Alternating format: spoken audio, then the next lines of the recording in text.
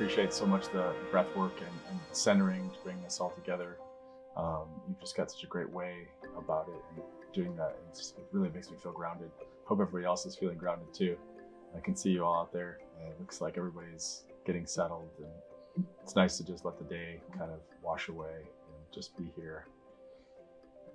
You know, it's like we're so just in it with this, you know, kind of molecular level minutia detail with medicine and health and life in general. And it's really nice. It's really helpful, I think, for me and hopefully for everyone else too, to just sort of settle into deeper wisdom type of practices and the type of knowledge that comes from long years, millennia of experience, and bringing through that wisdom into words and practice that aren't based in the minutia, but based in really this larger perspective, this bigger view on life. And we've been talking a lot about patterns, and I think the way that patterns unfold around us, whether it's in nature, the patterns that unfold in our life, the patterns of the cycles in our bodies, the patterns of the movement of the stars and the solar system, and all these patterns layer into this kind of holographic universe that we can, of course, get down to the minutia, and we can look at little bits as we see them inside the blood, or we can look at tissues, we can look at, you know, organ systems, but really just keep anchoring all of that in this bigger perspective that allows for observation of the movement of energies as patterns in this observed and experienced universe around us. And, you know, you preface this with saying, like, you know, what are some of the questions, like how do we evaluate really, like how does something like Tai Chi or Qigong or meditation or any practice that might bring us into this state of awareness, how does it affect us? And really, what are the metrics, right? How do we measure what that effect is? And you alluded to one topic, and I know that you and I, Jack, have talked about this at length, and I know you've done a lot of deep research into this topic, and that's this, you know, HRV, or heart rate variability. And it's one metric that we can use to help measure the health and resilience of the human body as a system. And in simple terms, it's really looking at what is the incremental variability between one heartbeat and the next. It's not what's the distance between one heartbeat and the next, but it's how much does the distance between one heartbeat vary between the distance between the next heartbeat and then the one after it, and et cetera. And what we find is that with greater variability, we see more health. We can associate greater variability in the distance between heartbeats as being associated with greater health. And I think this is a really important concept for us to understand when we recognize that living organisms, living systems are defined by complexity, chaos, really, like this seemingly chaotic movement of materials and energies that's all happening sort of simultaneously, but in a way that seems disorganized maybe. But then when you look at it and you extend yourself into higher and higher orders of observation, the layers of organization start to come out of it. And it brings me back to the studies that I did in my undergraduate years at the University of Minnesota.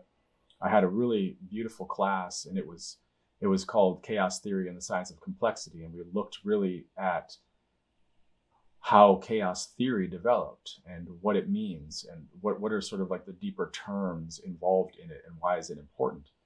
And for those of you that aren't familiar with this concept, it's really this idea that, you know, a butterfly flaps its wings in New Zealand, and it has an effect on the weather in North America and the Pacific Northwest, for example.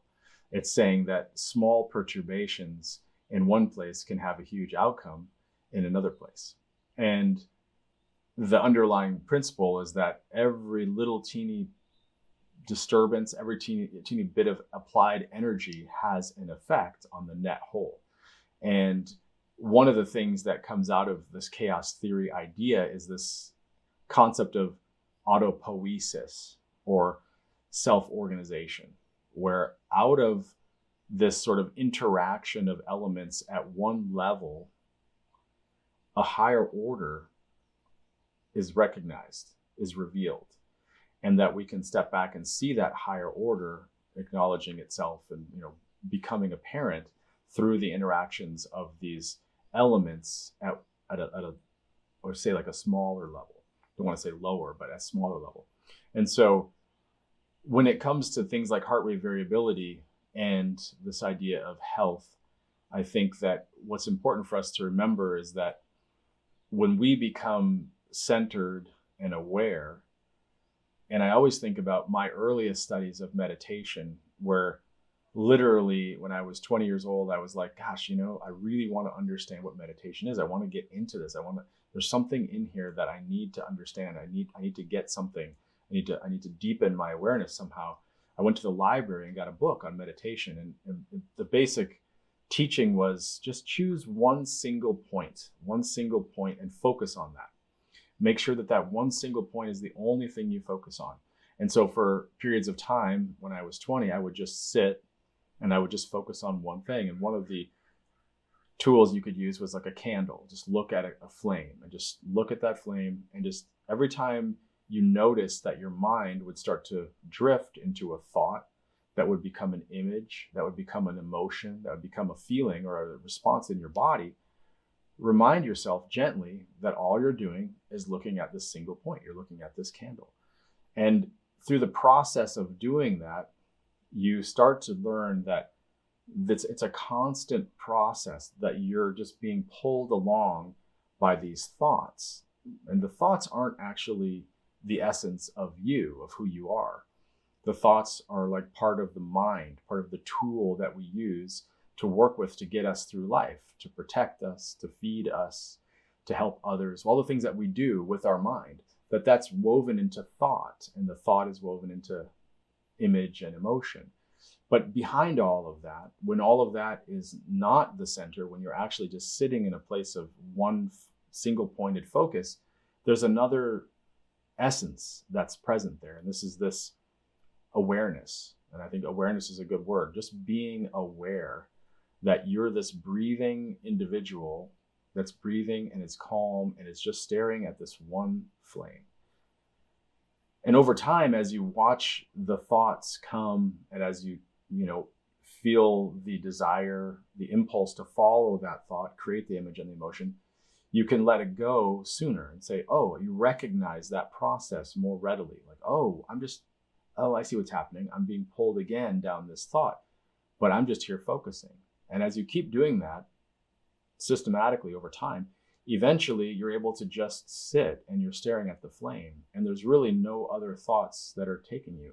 And it takes time. It takes practice. It takes days, weeks, months, to the point where you can just sit and really focus on one thing purely, and the thoughts don't pull you off of that center. And I think that what's really important about that space is that those thoughts and emotions are connected to your nervous system. And one of the primary nervous system internal networks is the vagus nerve. And the vagus nerve is this regulatory system. It's part of your parasympathetic nervous system, the system that just runs the calm, relaxed state of your being. It gets upregulated. The sympathetic nervous system, the part that's dealing with stress, that's dealing with whatever the pressures might be, that's trying to figure out solutions, that's trying to, again, adapt to changes, to pressures, that part gets downregulated. And now you're in this place of parasympathetic, resting and digesting, calm. And in that place, what I always think of is that when I am in my mind and the thoughts are directing this emotional energy, it's connected to a change in my nervous system. It's connected to a change in the neurotransmitters that are being released, that are being formed, that are being sent through the nerves, through the synapses. They're conducting this energy that's then directing how all kinds of molecular interactions are taking place inside of each cell in my body. Imagine if you're constantly in a state of figuring out a problem, dealing with the stressor, adapting to some kind of pressure, making up a solution, in that state, your cells of your body are being pulled into doing things that aren't necessarily the best thing for that cell in that moment. And when I say best, more like the most appropriate thing for that unique individual to be doing. There's an influence that my overall being is having on these other levels of beingness within me, these different structures, these different levels of organization, the organ system itself, the organ networks themselves, the tissues that make up the organs, the cells that make up those tissues. And inside those cells, the organelles that run the systems that hold the cell together and give it energy and create new materials. All of that is taking place. And when I am out of the thought, emotion, imagery pattern, my whole being, every part of me can just do what it needs to do in the now. It can address whatever's in front of it, whatever it's facing, allowing it to be in complete connection with the environment around it. And that's something that's really special. And I think that's something that we're missing in most of our modern day life, because we're pushing these neurotransmitters, this molecular energy that then is changing the function of all of these different aspects of our physical being. And so when we get back to the idea that we can measure health through heart rate variability, through that normal fluctuation and variation that represents that complexity, that natural organic flow inside a living system, that's a really powerful tool. Because when we use like these ancient tools like Tai Chi and Qigong and meditation, they're all practices that will bring us into that state of presence and awareness where we're not being pulled around, where that emotional, sympathetic drive is not taking away some of the life force that's being used to just keep us in this place of balanced health. One of the things I talked about in those lectures I did a couple weeks ago down in North Carolina, and I did both the 4 horsemen of chronic disease, and I also did one on dementia, the dementia epidemic. And throughout all of them, really a central feature was stress. And when you take all of the different aspects of chronic disease, the underlying factors, for me, stress is the center. Because once we have succumbed to stress, once stress is driving that sympathetic nervous system and pushing this, all of the different parts of us into that state that I was talking about, where we're not able to be fully present, now we've reduced our ability to adapt. We would call it our adaptive capacity, like the capacity we have to adjust to whatever the pressure might be. And so these tools, and I bring up Qigong because it's something that we've been offering here through our Dr. Cedar Miller website and through our Instagram and other social media sites, is that we want to be able to provide a space and the tools to help people that we're working with find that space of awareness, of presence, of self-knowing, so that health becomes easier. The body can maintain that state of balance. Imagine, so within the 4 horsemen of chronic disease, we have stress in the center, and then around that we have environmental toxicity, of which right now the most recent number I saw was 88,000 chemicals that we've released into our environment that have the capacity to be toxins to us. And imagine, we've studied them individually. Like we'll study one thing like PFAS, we'll study one thing like bisphenols, we'll study one thing like fluorocarbons, etc. But really, what happens when we put all of them together in a pool, in a bath, and then our body's facing all of them? We have no idea what that's like for our bodies to face that type of burden. And so stress weakens our capacity to metabolize those environmental toxins. It weakens our capacity to deal with the microbiota populations, because we're filled with microbiota. As I was saying in my talk a couple weeks ago, there are, there's 10 times as much DNA in our bodies of other organisms than there is of human DNA, meaning that we are clearly a network of living organisms. We are not just, housing them, we are built on them. And so that part of us, like this deep network of all these living things that live together, has to be recognized. And we need to be able to say, if we're in this stressed state and there's an imbalance, now an opportunistic infection, which we would call infection, I would call it a microbiota imbalance in most cases, because most of the time the chronic infections we face are things that are around us and in us. They're already through our bodies. We are full of viruses and bacteria and even parasites, all kinds of things. They're in us. They didn't just show up. It's that the imbalance occurs, and then they find an opportunity, and then they create themselves a niche. Then they become an infection.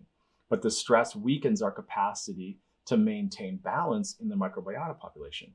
We also have nutrient deficiencies, which is a very big piece of it through, the way that we've changed our farming practices, our agriculture, our food transport, our food, the way that we prepare things, the way that we, fumigate things and package things and ship everything. There's so many changes we've made that we're facing a lot of nutrient deficiencies. And those nutrients are key things for us to be able to metabolize the life experience, whether it's environmental toxins, whether it's infections, whether it's running our immune system, it's running the enzyme systems in our liver.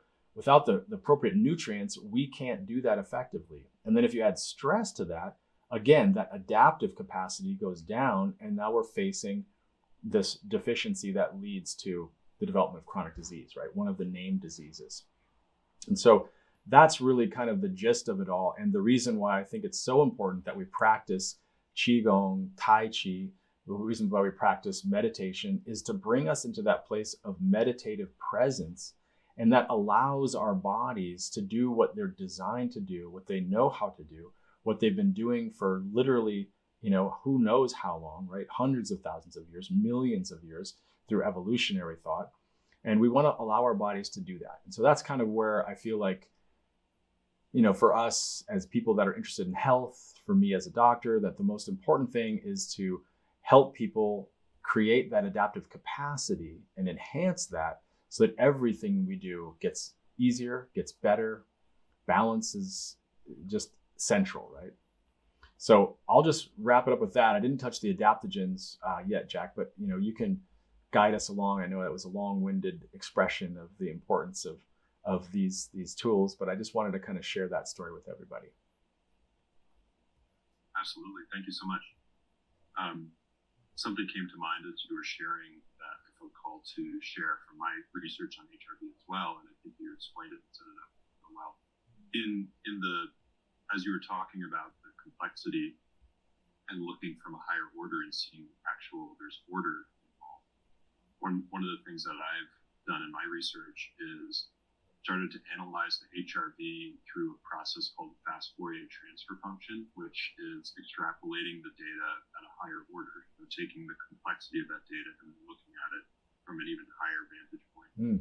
And in that, you can see that when people are experiencing states of bliss and states of harmony within themselves, their heartbeat is firing at the Mayer wave, which is 0.1 hertz. And then all other peaks away from that wave are in golden ratio relationship to that first one. And so, as an example of order emerging out of chaos, I think it's really fascinating that when we're feeling good, we're embedding ourselves into a relationship with golden ratio, which is seen in, the size of your shape of your ear. It's everywhere in nature once you start to see it. I wanted to bring that in as an example of something that in the deeper research it actually reveals and verifies. Yeah. And I think it's so interesting as you were sharing about the thoughts becoming affecting the neurotransmitters. It really painted a picture for me of this fluid matrix. We think of the body in the West as disparate elements working together, but when you go to that level of specificity and you actually see that the way that I hold my thoughts in my mind is affecting the way that it's firing my neurotransmitters and regulating my heartbeat and all those things, I think it speaks to the importance of knowing yourself and knowing how to regulate yourself. I'm grateful for that breakdown. Thank you. The word that came to mind that I know, you're kind of painting a picture of all these toxins and things that are in our environments. And I think it can, at least for me, make me feel a little bit overwhelmed by the stressors that are on us. But I know our bodies are extraordinarily resilient. I know that by the fact that we're all here still doing it. And you had mentioned in some of your other talks about xenohormesis. And I think that leads us into a really good talk about the adaptogens of the time and things that we should start to look to aid us in regulating ourselves. We had touched on things in the beginning of the spring, talking about the liver about 2 months ago, things like dandelion greens and things that were just starting to sprout up, but we're at a different time. So maybe you can kind of take us through the process of xenohormesis, what that is, and then help us to identify some of the things that we can do to help. Nice. That's great, Jack. I guess what I'll just say, I want to just open it up to any of you who are here to, if you have any kind of specific questions while we're still at this point, feel free to ask anything at this, right now at this juncture before we go to the next phase, just so that we don't lose the thread somewhere in there. So if anybody, Steve. Well, you had mentioned before about the gut-brain axis, and you touched on that. I just want to let you know, a few days ago, there was a presenter on Rupa Health that was over the top incredible. Her name is, I have the page in the back here. Matter of fact, I'll post the link. Rupa hasn't posted the video yet. It's only been a few days, but they did post the slides. I don't know if I can send slides through this system here. Can I send slides? A slide link? Or just slides? It's 7 megabytes of slides. Can I send that? Probably won't go in the chat. Should be able to. How about this? Yeah. Anyway, I will see if I can post some links. It's extremely well worth your time watching that presentation. Beautiful. Okay. Thank you. Yeah.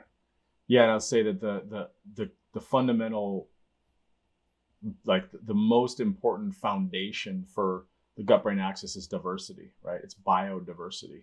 It's having a very wide range of microbiota present at one time. It's when we start to get, more focused, where there's too much of one thing or too much of one species or, one part of one phyla that starts to send the whole thing into imbalance and then disrupts our system. So, just like we would talk about that in nature too, it's biodiversity that creates this balance that we're in right now, right? This time of life that we're in is very stable. There's all these different ecosystems that support us. And, back to kind of stuff, David Attenborough's material about just how important it is to have that biodiversity within our ecosystem. It's the same in our bodies, right? If we have that biodiverse network, it's strong, it's resilient. It doesn't allow for other things to take over. It's in this very adaptive state. And if we go from there into xenohormesis, the interesting thing, and I love that you brought that up, Jack, because I know that I kind of brought that concept probably to you through our work together. Xenohormesis. Oh, thanks, Steve. There's the link. Thank you so much. The xenohormesis, really gets back to the idea of hormesis, and hormesis is this idea that what doesn't kill you makes you stronger, right? That's the kind of old adage, but it's really more like what doesn't overwhelm your adaptive capacity actually increases your adaptive capacity. When you face a stressor, when you face some kind of whatever that pressure might be, if you overcome it and it doesn't damage you, then you just got better at adapting to it. So you've actually strengthened your system. That's hormesis. And there's a hormetic curve where like a pressure or a stress, an environmental toxin or something is building and your body's adapting and you're getting better and better at metabolizing it. Then there's a point at which hormesis gives way to damage. And once you get into damage, now you've passed your hormetic capacity. And now instead of getting more adaptive, you're actually taking that damage and your body's breaking down. So we want to increase the hormetic capacity. How can we improve our ability to embody that what doesn't kill us makes us stronger? And that's where xenohormesis comes in. So xeno meaning foreign, coming from another place. And in this case, we as heterotrophs, right? We eat other things to supply ourselves with fuel. We eat these autotrophs, right? Plants that take the sunlight and use chlorophyll to convert that into energy and materials in their living bodies. And so the plants can't move. So what they do to adapt, they can't get out of the sun if the sun's beating down on them. They can't get out of the dry if it's really, if we're in a deep drought. They can't get out of the wet if it's too much water. So they basically have this deep capacity to change their chemistry.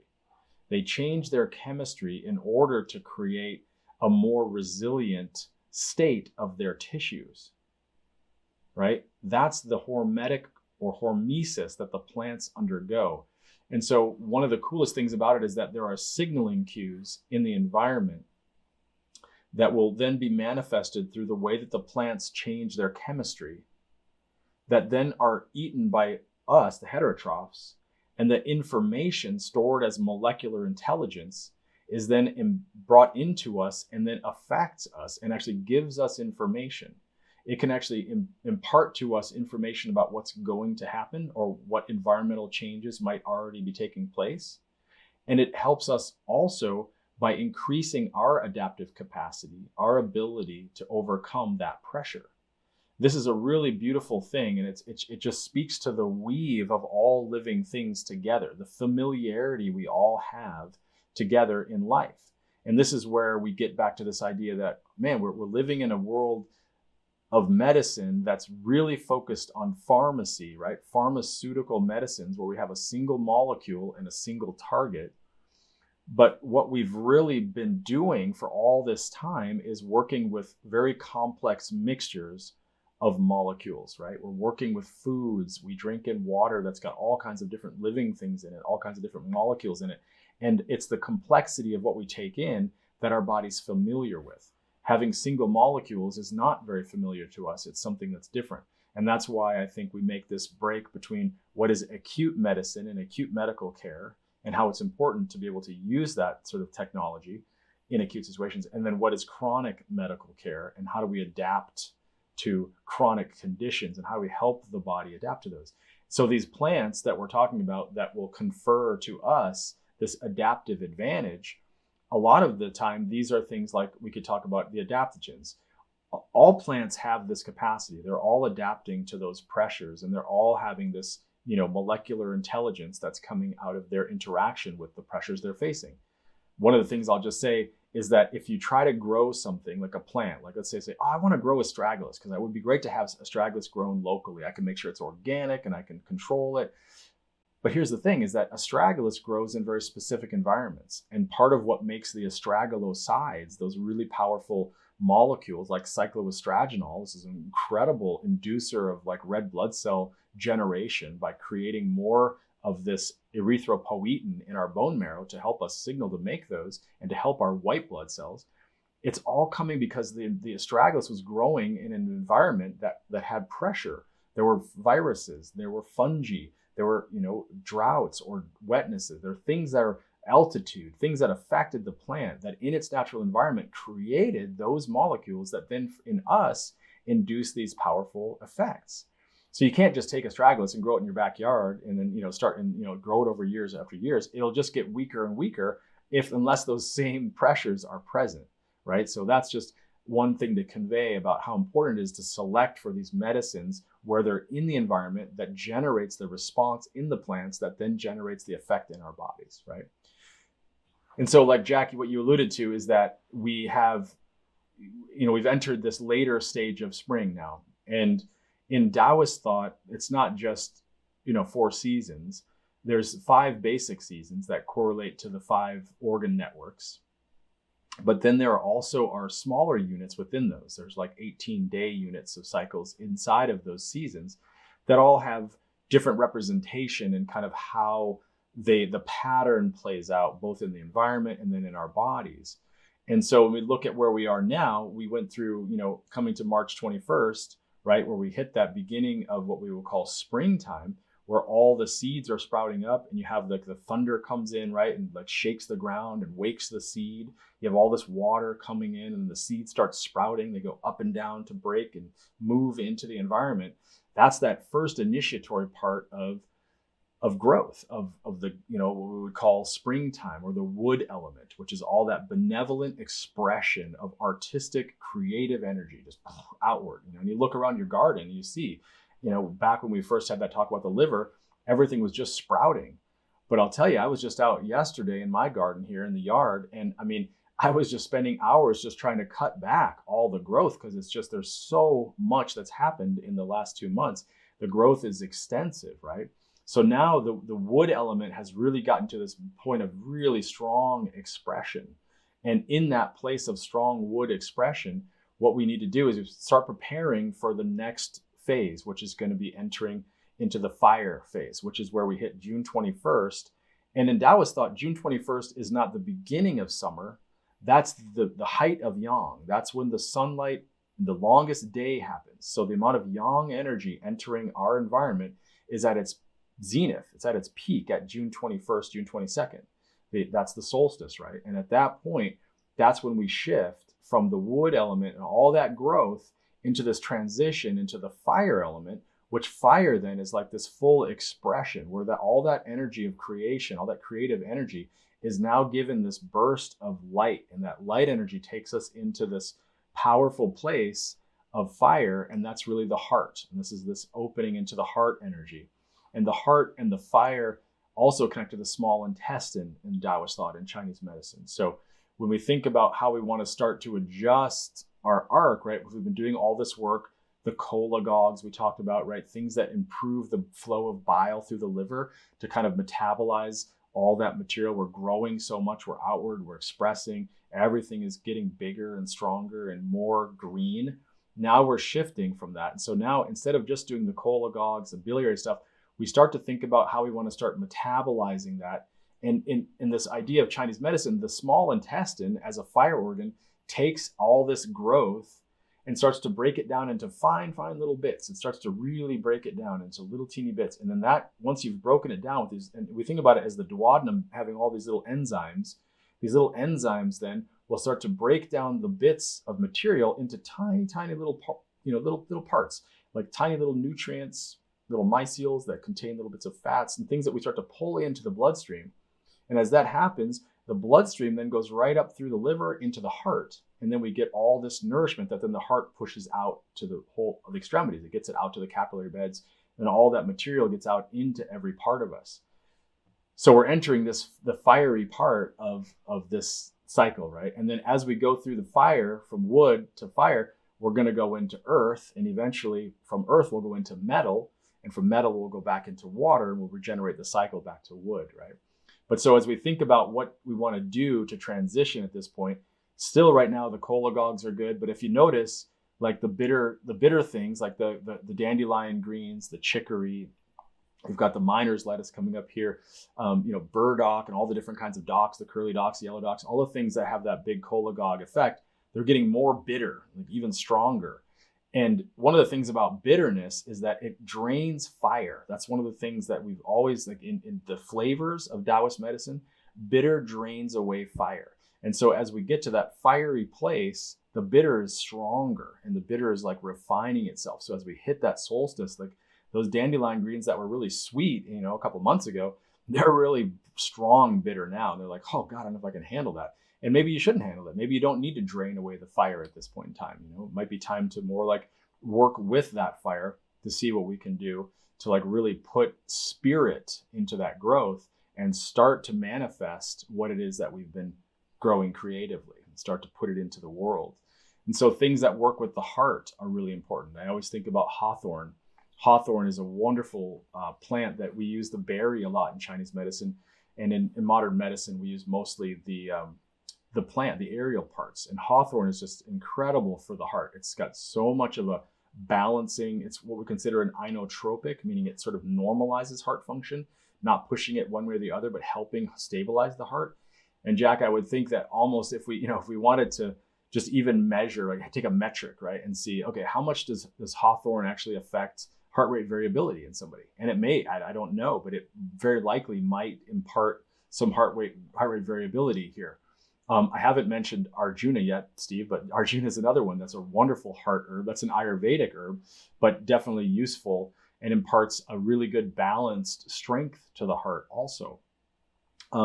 Some of the other, there's some really good herbs for clearing fire. Gardenia flower is one. So if fire starts to get to be excited, if there's an excitatory nature of the fire, the heart energy can become overwhelming. And one of the things you'll see, and this gets into the idea of Shen, right, which is like the spirit, the heart energy can get very excited, and then the spirit starts to become unstable. Where like someone, like the classic story would be someone that's just sort of, every time there's a stressful situation, they just laugh. Oh yeah, it's like, oh yeah, it's just like, it's always funny. I'm always laughing, but it's not really that funny. It's sort of like the energy of the heart needs to come out. And so it comes out with this sort of joy, but it's sort of like a false joy. It's like an outward expression of too much heat in the heart. And so some of these herbs, like we were going to talk about, the bitter herbs can kind of clear away some of that heat. Gardenia in Chinese medicine, Zhizi, the flower, that little kind of orange red flower that has this, it looks like a little lantern. Those are really nice for clearing away heat from the heart and sort of draining away that heat, making it feel really calm. Because when the Shen gets disturbed in the fire element, it starts to become like, lots of dreaming, more insomnia, more irritability. These kind of things start to come up. There's a destabilization of the heart energy. So stabilizing the heart is really important. And all the adaptogens, and I'll just say that you could think of things like Schizandra, rhodiola. I mentioned, I should mention ashwagandha or Withania somnifera. We've got Eleutherococcus senticosus, Opalopanax, the Devil's Club. We've got the ginsengs like Panax ginseng, or especially in this case, the Panax quinquefolius, which is American ginseng. All of these things are really good at stabilizing the system. They again, adaptogens are normalizers. So they're not going to push the system one way or the other. Out of the adaptogens that I just mentioned, these are primary adaptogens, meaning that they have been looked at by doctors of different medical fields all over the world for thousands of years, and they've been selected to be these like chief herbs, kingly herbs, that they're non-toxic. You could take huge doses of them and they won't hurt you or kill you. They're non-specific, meaning they don't act on one system, they act on the whole body as a whole. And then they're normalizing to function, meaning that like if someone's hypertensive, it's not going to push them and make them more hypertensive. If someone's hypotensive, it's not going to push them and make them more hypotensive. It's actually going to bring either one of those ends together. It's going to normalize the spectrum. And that's what makes adaptogens so special and why they're considered these chief herbs, or these herbs that are like kingly. And I'll say that a lot of them grow in climates that are very stressful. I mentioned Rhodiola rosea, for example. This is like the rose, this high mountain rose that grows in like Siberia at, like literally like, 15,000 feet, where these really succulent little leaves grow, and they hold in all the essence. They have a very astringent quality. They basically hold essence and astringe essence.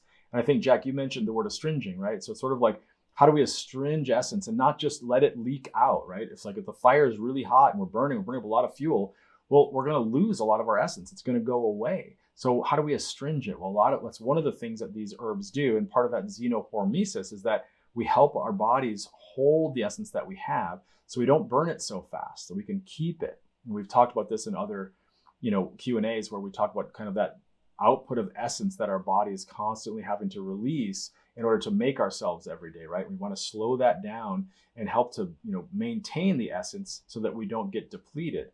And of course, the example is somebody doing methamphetamine, which is the opposite, right? Where you just turn up the crank and the spigot shoots out and all your essence is shooting out. And pretty soon there's not much left there. And then your bones start to deteriorate and people's teeth fall out and their skin gets really saggy and they just look old really fast. That's because they use their essence really quickly. So the plants do the opposite of that. They hold it and astringe it. It's hard to give your body essence, but you can change the rate at which you're using it. And then you can change the rate at which you're actually able to hold it versus leak it out through the process of living. And I think that it dials in really nicely with this idea, Jack, where you talk about doing these, practices, right? These practices that'll change our heart rate variability, that'll bring us into the state of awareness. And I don't know if any of you have experienced it, but for me, when I do Qigong and I'm really deep into it, I do a nice hour of Qigong or an hour of meditation, I come out of it in a bliss state. I feel great. Everything is like, it feels so good to be in my body and to know myself.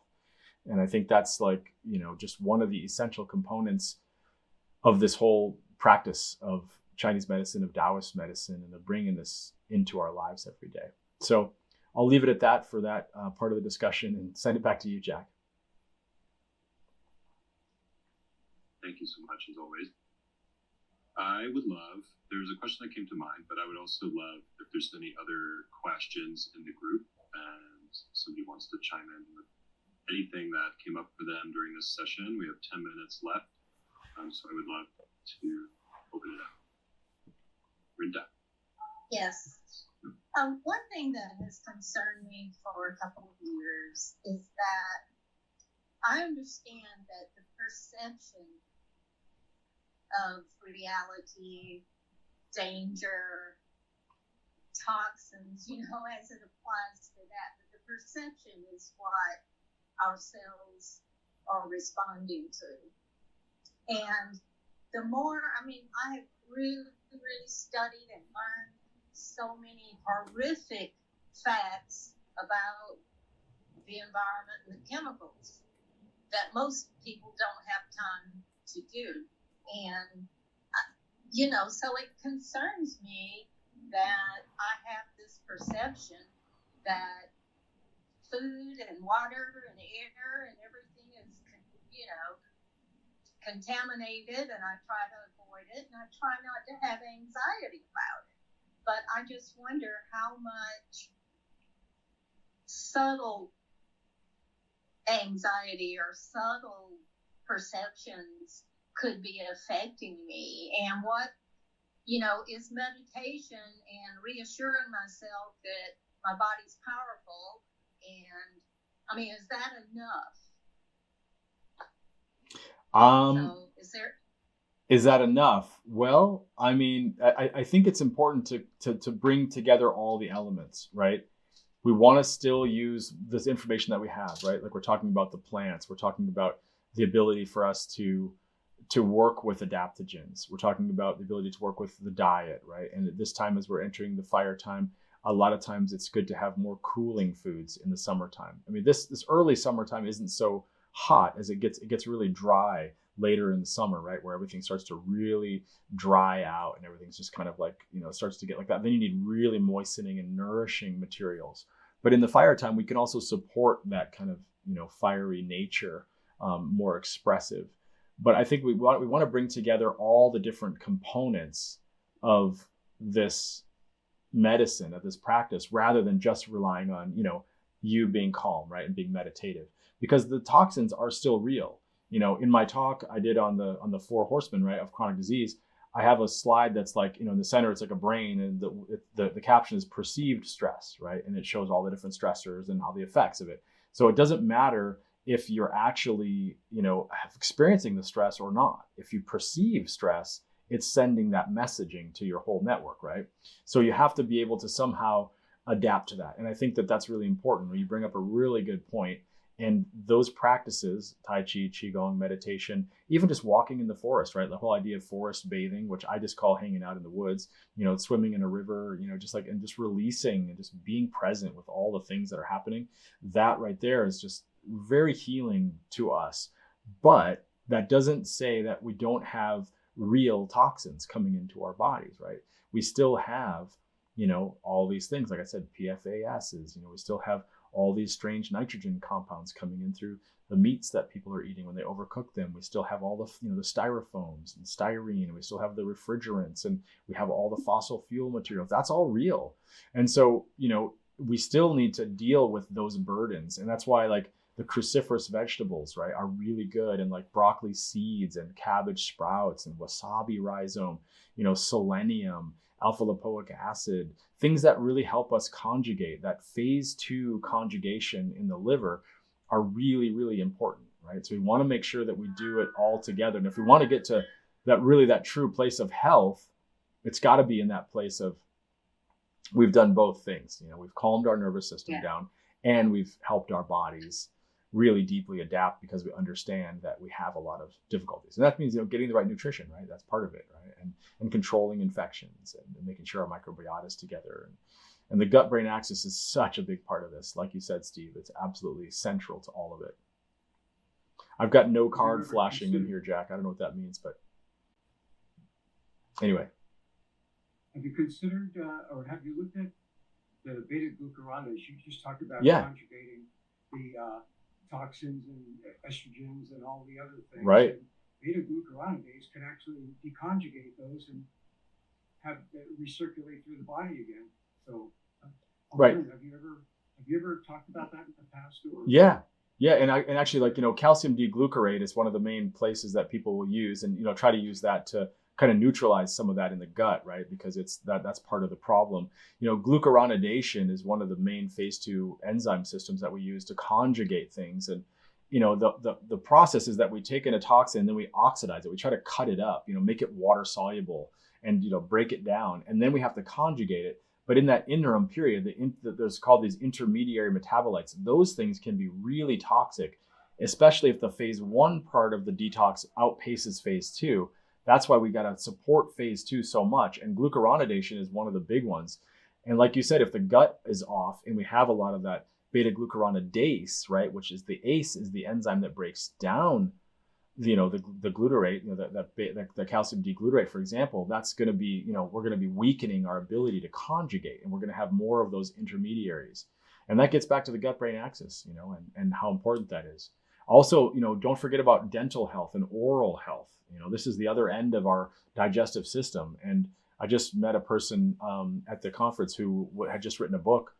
She wrote a book on hypertension to introduce the idea of the infections in the mouth and how they affect the whole body. But then she's going to write a book on that topic coming up here in the near future. But she needed to get like kind of a bestseller first. So she just used hypertension because that was something that everybody was really interested in. So she did that. And now she's going to go to that. But the oral health and what microbes live in our mouths is really important. And I've seen the connection to everything else, like the breast health, tumors, lymphomas, all kinds of things that can happen from the mouth being out of balance. But I think you hit it right on the head, Steve, that there's so many different layers of disruption that come from the gut microbiota, that weaken our capacity to detoxify the toxins. And we can't just rely on meditation to do the whole thing. We need to meditate. We need to pray. It's sort of like the idea that like you pray and then you act, right? Like I'm praying that Madi is healthy for the rest of her life. Absolutely. 100%. I pray for that almost every day. And I do the same for you, Brenda. I do the same for you, Steve. I do the same for everybody that I work with. And yet I act. I'm not going to sit back and pray and be like, cool, my prayer. Thanks, God. You got this? Cool. No, it's like, no, I'm praying and then I'm doing everything I can to make sure that we act in the ways that are going to bring about that health, right?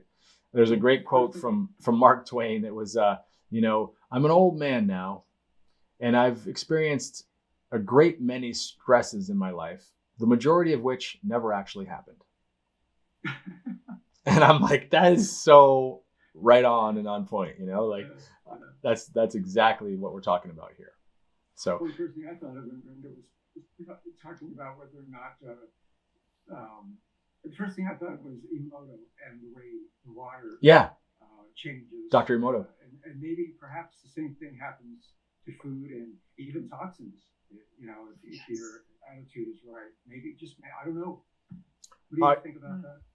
I think that's a really beautiful thing. I mean, I've been to that moment. I've been in some pretty some interesting states in my life, and like for instance, at a creek, in the mountains somewhere where it's like, hey, I don't know what's in this water, but it sure looks pure and beautiful.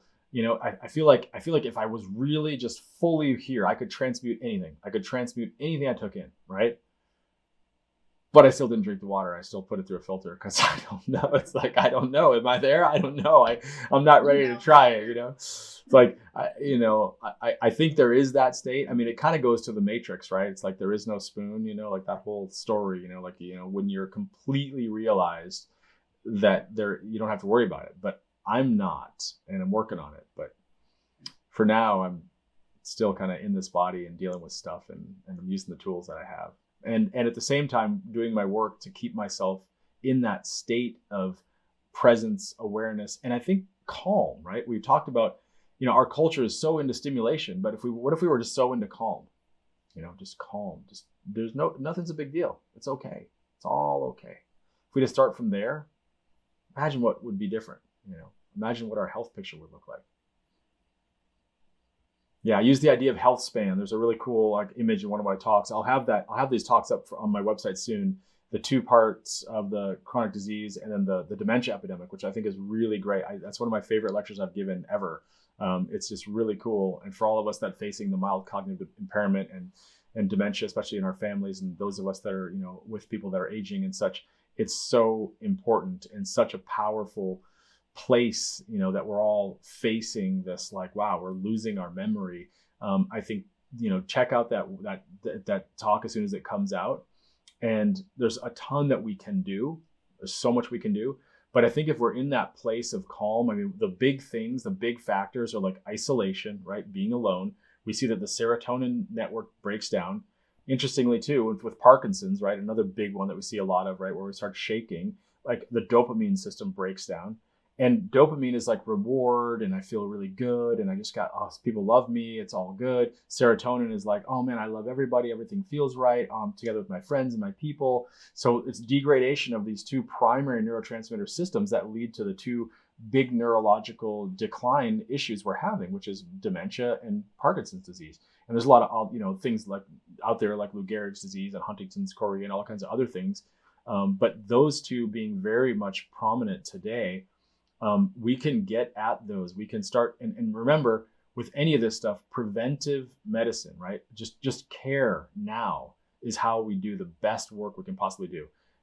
Just like we see with cancer, right? With so many of us that are dealing with cancer, once cancer is established, once the process is in motion, you have to deal with that. You can't just turn it off by changing the conditions that started it. The conditions that started it, and then they sent it off. Now it's going. Now you got to deal with that thing.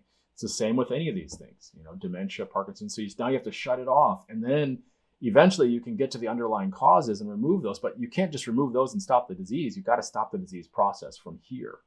And that's a challenging place that we're in. But I would love to share that dementia stuff with you guys. I think that, the gut-brain axis was a huge part of it. Isolation was a huge part of it. And of course, depression and anxiety. Depression and anxiety are just incredibly big factors in why we are unable to be in that state of memory, because we're not calm. We're lost. We're confused. We're anxious. We don't know what's going to happen. And remember, the old Taoist adage is that, if you're thinking about what might happen, if you're worried about the future, that's anxiety. And if you're worried about what happened in the past, that's depression, right? So all these practices we're talking about are how do we stay here in the now, in the present. It's like what Alan Watts always says, you can look back off the ship and look at the past, and you can look at the waves behind you, and you can see that the ship is moving through the water, and there's these ripples in the waves going behind you, and you can look at them, and as they go, they fade out into the distance, and you can try to look back there and describe or explain what's happening, but it's never going to be what's actually happening, and it's always going to be disappearing into the past. The only thing that's happening is the now. He's saying the universe didn't get started in the past. The universe has started now. The universe is starting now and now and now. So that's why all these practices bring us to how do we maintain our presence now.